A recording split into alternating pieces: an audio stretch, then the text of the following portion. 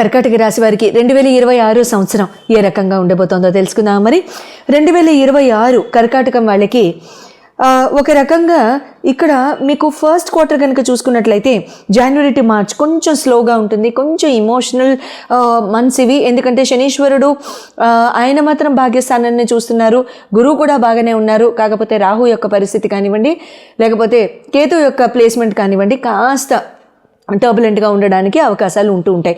Emotional instability కనుక మీరు కనుక ఫేస్ చేస్తున్నట్లయితే ఓం నమ శివాయ జపం చేయండి 108 సార్లు ప్రతిరోజు. First quarter very very important. Quarter 2 very good effects, చాలా చాలా బాగుంటుంది. ఉల్లాసంగా ఉంటారు, చక్కగా ఎంతూజియాస్టిక్గా ఉంటారు, అనుకున్న పనులు కంప్లీట్ అవుతాయి, శుభంగా ఉంటుంది, మంచి ఎఫర్ట్స్ పెట్టగలుగుతారు, ప్యాషన్తో ముందుకెళ్తారు. Quarter 3 and quarter 4 good results. మీరు ఫస్ట్ క్వార్టర్ సెకండ్ క్వార్టర్ పెట్టిన ఎఫర్ట్ అంతా కూడా మీరు అంటే ఓన్లీ ఉద్యోగం చేసే వాళ్ళకే కాదండి, అందరికీ కూడా. ఇప్పుడు మనం ఇంట్లో చేసుకునే పనులు కూడా ఈ సంవత్సరం ఇది చేద్దామని అనుకుంటాం, జనవరి నుంచి డిసెంబర్ దాకా వెళ్ళిపోతాం, మళ్ళీ న్యూ ఇయర్కి కేకులు కోసుకుంటాం. సో కాబట్టి ఎవరిదైనా పనే. సో ఫస్ట్ 6 months ఎవరైతే మీరు ఎఫర్ట్స్ పెడతారో అవన్నీ కూడా మీరు లాస్ట్ 6 monthsలో మీరు ఇక్కడ మంచి ఫ్రూట్స్ ఆ పర్టిక్యులర్ ఎఫర్ట్కి మీరు రీప్ చేసే అవకాశాలు ఇక్కడ చాలా చాలా బాగా కనబడుతున్నాయి. You will be rewarded very adequately.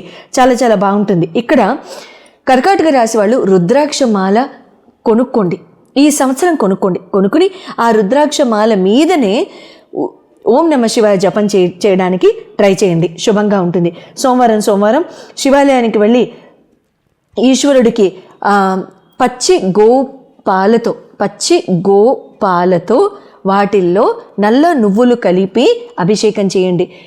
ఎక్కువ వేయాల్సిన అవసరం లేదండి, కాస్త ఇంత మోతాదు తీసుకుని అందులో కొంచెం ఒక 2-3 నలకల్లంత గింజలు వేసేసి చేసిన 1 స్పూన్ వేసినా చాలు. ఎందుకంటే తర్వాత మనం చేసిన దానికి వెనకాతల వాళ్ళందరూ కూడా క్లీన్ చేసేవాళ్ళు, వాళ్ళు ఇబ్బంది పడ్డాం. తర్వాత పాలు కూడా అక్కడ ఎక్కువ క్వాంటిటీలో కాదు, అభిషేకానికి మీరు ఒక 2 స్పూన్స్ 3 స్పూన్స్ వాడి ఆ తర్వాత నిజంగా అవసరం ఉన్న వాళ్ళకి కనుక ఆ పాలు కనుక ఇస్తే ఆ ఈశ్వరుడే సంతోషపడతాడు. అవునా? సంతోషం, శుభం పోయాది. 2026లో లక్కీ రాశులు ఏమో తెలుసుకుందామా? మరి 5 రాశుల వారికి మాత్రం 2026 అద్భుతంగా ఉండబోతోంది. పట్టిందల్లా బంగారమే, ఏది చేసినా సరే చాలా శుభంగా ఉండబోతోంది. There'll be a good learning, there'll be good financial prosperity, there'll be a lot of changes. Stability పరంగా కూడా చాలా చాలా బాగుంటుంది. ఆ 5 రాశులు ఏవిటో తెలుసుకుందాం. మరి మొట్టమొదటిగా వృషభ రాశి వారికి ఏ రకంగా ఈ 2026 అదృష్టాన్ని తెచ్చిపెట్టబోతోంది అనేది తెలుసుకుందాం. వృషభ రాశి వారికి స్టెబిలిటీ చాలా జీవితంలో ఉంటుంది. అంటే నిలకడగా లేని ఆస్పెక్ట్స్ ఏమైనా జీవితంలో కనుక మీకు గడుస్తూ ఉన్నట్లయితే వాటికి బాగా అటువంటి ఆస్పెక్ట్స్లో మీకు బాగా నిలకడ రావడం, జీవితం చక్కగా స్టాండర్డ్గా స్టేబుల్గా ఉండడం లాంటిది మీరు ఈ ఇయర్లో చక్కగా చూస్తారు.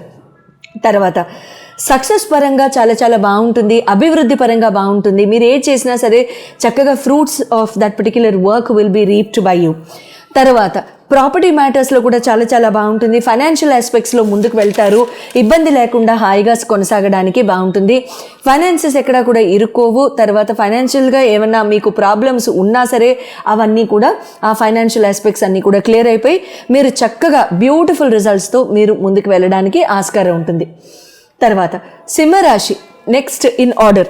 సింహరాశి వారికి leadership qualities, already administrative qualities చాలా చాలా అద్భుతంగా ఉండే మీ సింహరాశి వాళ్ళకి ఇంకా లీడర్షిప్ ప్రదర్శించే ఆస్కారాలు ఎక్కువగా ఉంటూ ఉంటాయి. మీరు కెరియర్లో ఉన్న ఆపర్చునిటీ, ఎంప్లాయ్మెంట్లో ఉన్న లీడర్షిప్ పొజిషన్స్కి ట్రై చేస్తున్నా సరే this is a very very beautiful year.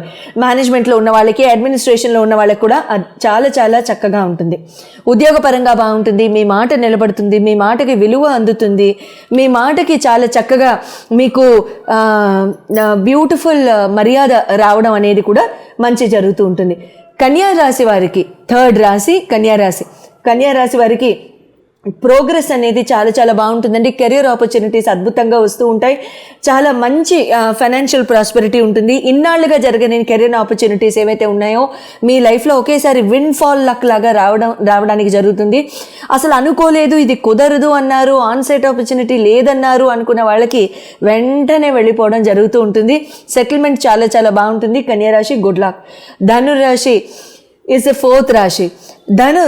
వీళ్ళకి ఇంకా ఫారిన్ ట్రావెల్ కానివ్వండి, ఫారిన్ సెటిల్మెంట్ కానివ్వండి, లగ్జూరియస్ ట్రావెల్ కానివ్వండి, లేకపోతే ఫారిన్ ట్రిప్స్ కానివ్వండి, బిజినెస్ ఎక్స్పాన్షన్ కానివ్వండి, బిజినెస్ పరంగా, ఎంప్లాయ్మెంట్ పరంగా, ఆపర్చునిటీస్ పరంగా కానివ్వండి, ఫారిన్ ల్యాండ్ ఇన్వెస్ట్మెంట్స్ కానివ్వండి, చాలా చాలా బాగుంటాయి ధనురాశి. Good luck, extremely happy for you. Next 5వ రాశి, అద్భుతంగా కలిసి వచ్చే 5వ రాశి 2026లో ఎవరై ఉండొచ్చు? మీదేనా? మీనరాశి.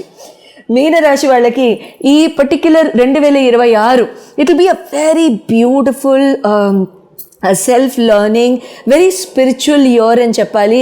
మీరు ఏది మేనిఫెస్ట్ చేస్తే అది మీకు విష్ ఫుల్ఫిల్మెంట్ అవ్వడం ఖాయం. ఏది మేనిఫెస్ట్ చేస్తారో, ఏది ఆలోచిస్తారో, ఏది కోరుకుంటారో, ఏది మీ మనసు కోరుకుంటుందో, ఆలోచిస్తుందో తక్షణం మీ ఒళ్ళో వచ్చి పడ్డం ఖాయం. అయితే ఈ మేనిఫెస్టేషన్ కూడా చాలా గుడ్ ఆబ్జెక్టివ్స్తో, గుడ్ ఇనిషియేటివ్స్తో చేయండి, మంచి జరుగుతూ ఉంటుంది. Blessings will be good. Ketu భగవానుడి యొక్క బ్లెస్సింగ్స్ మీకు చాలా అందుతాయి. తర్వాత భగవంతుడి యొక్క బ్లెస్సింగ్స్ మీకు అండాదండా చాలా చాలా బాగుండబోతుంది. All in all this is going to be a very very positive year for Vrishabha, Kanya, Dhanur, తర్వాత మీనరాశి అండ్ సింహరాశి all together. All the very best to all 5 of you. 2026 అందరికీ కూడా చాలా చాలా బాగా కలిసి రావడానికి, తర్వాత అందరికీ కూడా చాలా ప్రాస్పరస్గా ఉండడానికి ఒక చక్కటి దైవనామంతో కూడిన ఒక రెమెడీ చెప్పుకుందాం. 2026 1 నంబర్ ఇయర్ అని మనం చెప్పుకున్నాం కాబట్టి ఆ పర్టిక్యులర్ 1 నంబర్ ఇయర్కి రామ భగవానుడు అంటే రాముడు సూర్యవంశీ కాబట్టి రామ భగవానుడి యొక్క నామాన్ని రెడ్ కలర్ పెన్తో ఒక కొత్త నోట్బుక్ తీసుకోండి, చిన్నదైనా పర్వాలేదు, 100 pages అయినా. రామకోటి రాసేమా అండి అంటే మీ ఇష్టం, మీ ఓపిక, మీరు రాయగలుగుతాము శ్రద్ధగా అనుకుంటే దయించి రాయండి. లేదు అలా కాదు ఒక 2-3 months అయినా రాస్తాము శ్రద్ధగా అనుకున్న వాళ్ళు ఓ చిన్న 100 pages బుక్ అట్లాంటివి ఏవో దొరుకుతాయి కదా, అది వైట్ కలర్ బుక్ తీసుకుని రెడ్ కలర్ పెన్తో రామనామాన్ని రాయండి.